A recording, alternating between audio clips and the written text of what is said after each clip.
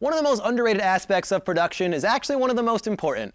People will forgive a bad edit or a crew member's arm in a shot, but if the sound is bad, viewers will shut you down faster than my phone after it says low battery.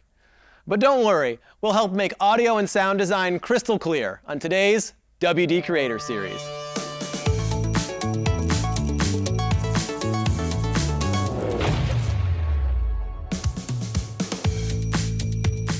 Hey everybody, I'm Curtis Kingsley and welcome to the WD Creator Series. Whether you're working on a feature film or just goofing off with a short video, capturing clean audio is critical. There's nothing worse than your host delivering the perfect lines, only to find out that the mic dropped down his shirt and the only thing that was recorded was his stomach grumbling.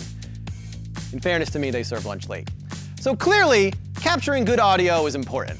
But if you really want to make an impression with your audience, you'll need to spend some time in post doing sound design, like adding a music bed or maybe some sound effects. Combine that with your actor's great read, and you've just created something awesome. Think of it as the cherry on top of your award-winning sundae. We wanted to learn more about this underappreciated art form, so we spent some time in the studio with a seasoned pro. Let's check it out. My name's Rick Sanchez, and I have a company called Post Haste Media. We do all kinds of things dealing with audio, from trailers and promos to music to audio podcasts and radio shows. I was a musician, and I wanted to learn how to record my own band. This was back in the 70s. When I started doing music, this is a 2-inch analog tape, and this cost about $125. It would store at the top speed, 30 inches per second, 15 minutes of audio, 24 tracks. I have a Western Digital drive that I use quite often that is 4 terabytes. It would store 33 of these. Now, with digital technology, I use almost all the different kinds of storage media, from flash drives to the RAIDs, and I use the cloud. The studios are still very reluctant on unreleased material to send anything over the internet. For obvious reason, it can be stolen. Your computers can't even be connected to the internet, so they have somebody physically bring the drive. Now, to protect the drive, the studios will provide a case, and everybody knows who has what at any given time, because they know that there's only 5 of these hard drives out there.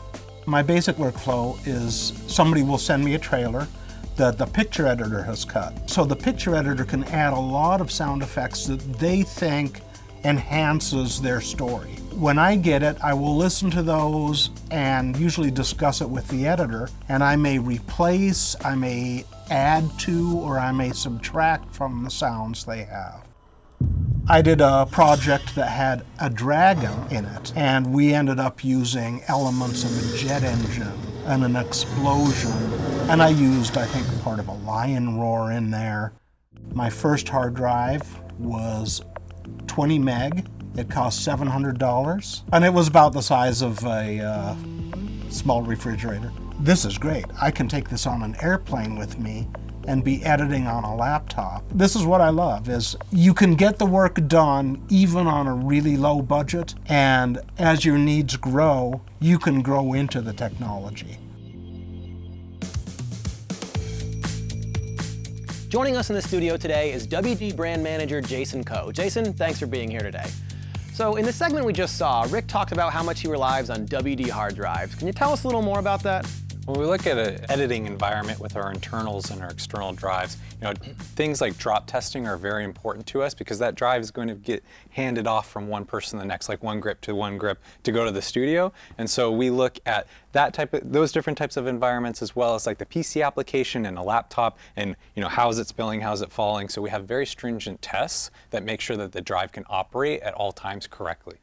Speaking of environments, what about when you're on location? One day you might be in a rainforest and one day you might be in a desert. Does that make a difference? It does. When we look at temperature and humidity that go both hand in hand, making sure that the drive can operate at a proper temperature to make sure that you're maximizing reliability is very important, because obviously you don't want to have any issues down the road. So we operate and we test the drives to very extreme temperature variations to make sure that it can handle any kind of environment that you're trying to shoot in. I'm picturing you shivering in a very cold environment checking the drive. Okay, so for someone like Rick who's capturing live sound, I imagine he needs it to be as quiet as possible. Is that right? Yes, acoustics are also very important, not only within your PC application where you don't want a lot of noise going on there, it goes hand in hand with reliability, but when you're in a sound design studio like this and you want to make sure that everything is completely silent, you know, you don't want any kind of other noise going on when you're shooting, so it's very important in those type of scenarios as well. Yeah, you don't want to get the sound guy mad. All right, thank you so much for being here. Man, it's crazy how much technology goes into just building a drive. All right, everybody, that's it for this episode. You'll find everything you need to know about the My Passport drives and all our other products at WD.com. Don't forget to subscribe to our YouTube channel, and as always, if you have any questions or comments, please leave them below. We want to hear from you. Hey, remember to come back for more tips, tricks, and ideas to help keep you creative on the next episode of WD Creator Series.